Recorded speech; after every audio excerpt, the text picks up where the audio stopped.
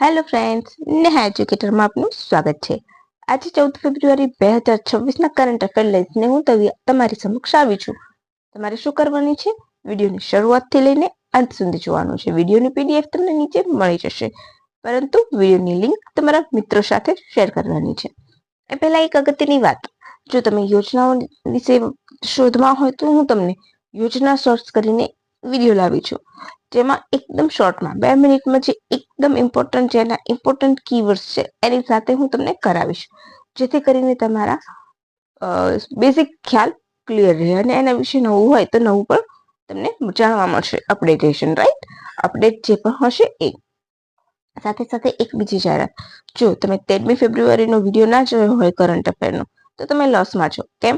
તો વિવિધ ભારતી નામ કોણે આપ્યું? વિવિધ ભારતીથી આકાશવાણી ક્યારે બન્યું? રેડિયો ભારતમાં ક્યારે આવ્યો? એટલે કે 1923થી રેડિયોની સ્થાપના થઈ ભારતમાં, ત્યારથી લઈને 1957 સુધીની સફર મેં આપેલી છે. તો એ બધી પીડીએફ પણ છે અને વિડીયોમાં ક્વેશ્ચન પણ મૂકેલા છે. તો તમે એ કાલનો વિડીયો જરૂરથી જોજો અને તમને કેવો લાગ્યો એ કાલના વિડીયોમાં કમેન્ટ કરવાનું ભૂલતા નહીં. ખરેખર મેં જોયું છે કે ઘણા લોકોને સારો કન્ટેન્ટ નથી ગમતો, પેન્ટ પછાડીને બૂમો પાડીને બોલતા હોય એવા લોકો વધારે પસંદ આવતા હોય છે, મોટા મોટા ક્લાસીસ વાળા. પરંતુ મેં તમને કાલનો જે કન્ટેન્ટ આપ્યું છે એ જોઈને મને એવું લાગે છે કે તમને નથી ગમતું. કરંટ અફેર જે બૂમો પાડતા હોય કે કરંટ વિથ જીકે પેન મારીને બોર્ડ પર અગ્રેસિવ થઈને બોલતા હોય એવું તમને વધારે ગમશે, કદાચ એવું લાગે છે મને.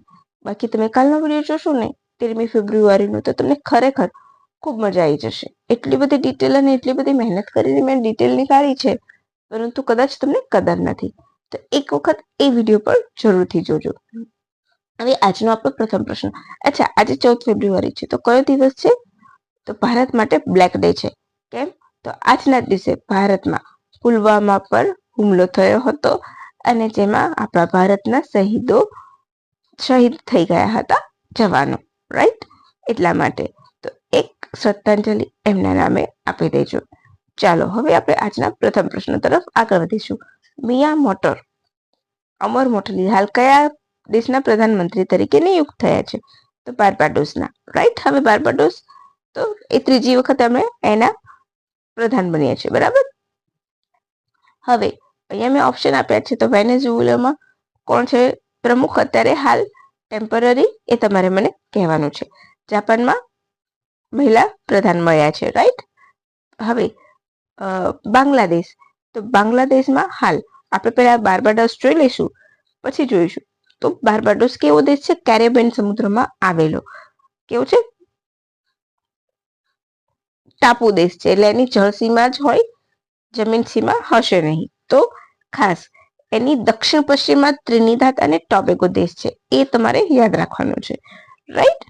હવે એ સિવાય તો સેન્ટ વિન્સેન્ટ અને ગ્રેનેડાઇન્સ એના બોર્ડર કન્ટ્રી છે. સેન્ટ લુસિયા પણ એનું બોર્ડર કન્ટ્રી છે, યાદ રાખવાનું છે. આટલા ઇમ્પોર્ટન્ટ છે. આમાં ત્રિનિદાદ અને ટોબેગો ફેમસ છે, તો તમારે વધારે યાદ રાખવાનું રહેશે. કયું? ત્રિનિદાદ અને ટોબેગો. બાર્બાડોસનું, રાઈટ? યાદ રાખજો. અને પ્રધાનમંત્રી બન્યા છે એટલા માટે તમારે આટલી ઇમ્પોર્ટન્ટ વસ્તુ યાદ રાખવાની છે. હવે બાર્બાડોસની કેપિટલ કઈ છે એ તમારે મને કહેવાનું છે. બોલો. બ્રિજટાઉન એની કેપિટલ છે, યાદ રાખી લેજો. બ્રિજટાઉન એની કેપિટલ છે. તમને ખ્યાલ છે અહીંયા પણ ભોજપુરી ભાષા બોલાય છે, રાઈટ? એ પણ યાદ રાખજો. જેમ મોરેશિયસમાં બોલાય છે એમ અહીંયા પણ બોલાય છે. એ પણ તમારે યાદ રાખવાનું છે.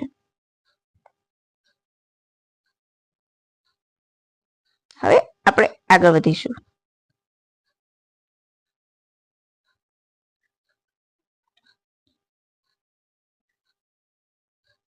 અચ્છા, બીએનપી. તો બીએનપી ના એટલે કે બાંગ્લાદેશ. તો બાંગ્લાદેશના પ્રમુખ તરીકે હાલ તમને ખ્યાલ હશે ચૂંટણી યોજાઈ હતી, તો કોણ બન્યું છે? તારિક રહેમાન, બરાબર? અને જાપાન, તો જાપાનના પ્રથમ મહિલા વડાપ્રધાન કોણ બન્યું છે? બોલો. હાલમાં જ જાપાનને નવા વડાપ્રધાન મળ્યા છે, એમણે રી-ઇલેક્શન કરાયું હતું અને એમાં એ જીત્યા હતા. તો સાનિકી તાકેચેકી મહિલા છે, એલડીપી પક્ષના છે. આટલી ડિટેલ તમારે યાદ રાખવાની છે. ચાલો હવે સેકન્ડ ક્વેશ્ચન તરફ.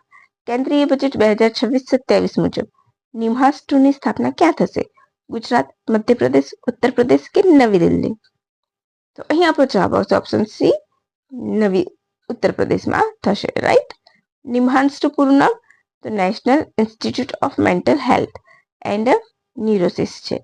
ટેલિમાનસ એટલે કે 10 ઓક્ટોબર જે દિવસ ઉજવવામાં આવે છે માનસિક સ્વાસ્થ્ય માટે, તેના એ શરૂ કરવામાં આવી છે એની હેઠળ જ. તો એ શું છે? ભારતની ટોચની માનસિક આરોગ્યની સંસ્થામાંની એક છે. નેશનલ મેન્ટલ હેલ્થ પ્રોગ્રામ 1982 થી ચાલે છે, જેનો હેતુ શું છે? તો માનસિક સ્વાસ્થ્ય સેવાઓને સામાન્ય આરોગ્ય પ્રણાલીમાં એકીકૃત કરવાનો છે. નેશનલ મેન્ટલ પ્રોગ્રામ ત્યારે શરૂ થયો હતો અને એને ઇન્સ્ટિટ્યૂટ ઓફ નેશનલ ઇમ્પોર્ટન્સને 2012માં દરજ્જો મળ્યો હતો. આટલું ઇનફ છે. આની એક ક્લિપ છે એ હું તમને પીડીએફમાં શેર કરી દઈશ. સેવા તીર્થમાં કયું તીર્થ આવેલું છે? ઓપ્શન એ નાણા તીર્થ, ઓપ્શન બી કૃષિ મંત્રાલય, ઓપ્શન સી પ્રધાનમંત્રી કાર્યાલય, ઓપ્શન ડી શિક્ષણ કાર્યાલય. હવે સેવા તીર્થ તો તમને ખ્યાલ હશે કે પીએમઓ ઓફિસનું કાર્યાલયનું નામ મેં તમને પ્રીવિયસ વિડીયોમાં કરાવેલું છે કે સેવા તીર્થ. તો સેવા તીર્થમાં શું આવેલું છે? ઓપ્શન સી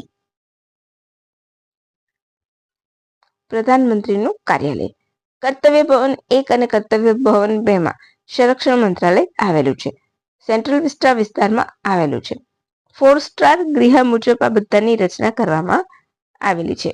બરાબર છે. આ તમારે ઇમ્પોર્ટન્ટ છે, યાદ રાખવાનું છે. સેવા તીર્થ વિશે મેં તમને બહુ બધી વખત 2 થી 3 વખત કરાયું છે, તો તમારે મને કહેવાનું છે કે શું છે. અને ગૃહનું ફૂલ ફોર્મ શું છે? બોલો. Green rating for a integrated habitat assessment પૂરું નામ છે. યાદ રાખી લેજો. Green rating for integrated habitat assessment મેં અહીંયા નથી લખ્યું, પરંતુ મને કરાવતી વખતે યાદ આવ્યું કે મેં ભૂલાઈ ગયું છે મારાથી, તો મેં તમને કરાવી લીધું. રાઈટ. યાદ રાખી લેજો.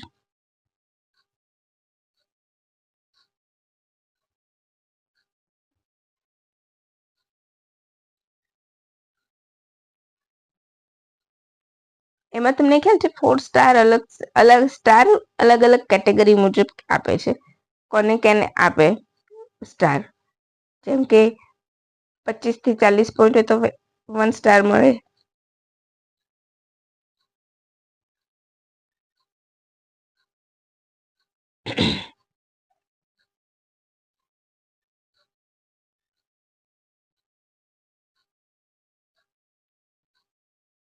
રાઈટ. તો એટલું તમારે યાદ રાખવાનું છે.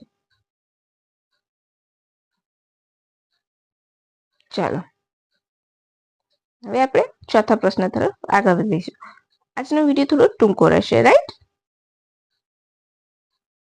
હવે તાજેતરમાં ઇન્ડિયન ઇન્સ્ટિટ્યૂટ ઓફ ટેકનોલોજી ગાંધીનગરના સંશોધકોએ પરાગરજની સ્વયં સંચાલિત ઓળખ કરી અને વર્ગીકરણ માટે કયો એઆઈ આધારિત ડેટાબેઝ વિકસાવ્યો છે? પેલિયોનેટ, એમપી પ્લેન કે બાયોપ્લાન એઆઈ કે પછી એગ્રોસ્કેન? તો અહીં આપણો જવાબ આવશે ઓપ્શન બી, એમપી એન. ભાઈ સી ક્યાં ટીક થાય છે? ઓનલી બી જ લેવાનું છે. દેન ઇન્ડિયન ઇન્સ્ટિટ્યૂટ ઓફ ટેકનોલોજી ગાંધીનગરની ટીમે એમ પ્લેન એનું મેડિસિન પોલાઇન એન્ડ પોલિયોનોલોજી સેન ડેટાબેઝ વિકસાવ્યો છે, જે એક ઓપન એક્સેસ વેબ આધારિત એપ્લિકેશન છે જે પરાગની છબીઓને અને સંબંધિત ડેટાને વ્યવસ્થિત કરે છે. સેન્ટ્રલ ઇન્સ્ટ્રુમેશન ફેસિલિટી ખાતે સેમનો ઉપયોગ કરીને પરાગ વિશ્લેષણમાં પરાગના આકાર અને સપાટીમાં વિશિષ્ટ અને અનોખા લક્ષણો જોવા મળ્યા હતા. આટલું તમારે યાદ રાખવાનું છે. હવે આજનો છેલ્લો પ્રશ્ન. ગુજરાતમાં દેશની સૌપ્રથમ CBDC central banking digital currency આધારિત જાહેર વિતરણ વ્યવસ્થાનો શુભારંભ કોણે કર્યો? Option A Amit Shah, option B Narendra Modi, option C Shivraj Chauhan કે ઓપ્શન ડી હર્ષ સંઘવી? તો અહીં આપણો જવાબ આવશે ઓપ્શન એ અમિત શાહ. બધે નરેન્દ્ર મોદી ના હોય. હવે આ શું છે? તો અન્નપૂર્તિ ગ્રેન એટીએમ. જાહેર વિતરણ વ્યવસ્થામાં અનાજની વહેંચણી થશે એટીએમ દ્વારા બરાબર પીડીએસમાં. હવે આવું પ્રથમ વખત જ થઈ રહ્યું છે, તો આને તમે સ્ટાર લગાવી લેજો કે અમિત શાહે ઉદ્ઘાટન કર્યું છે અને ક્યાં થયું છે તો ગુજરાતમાં.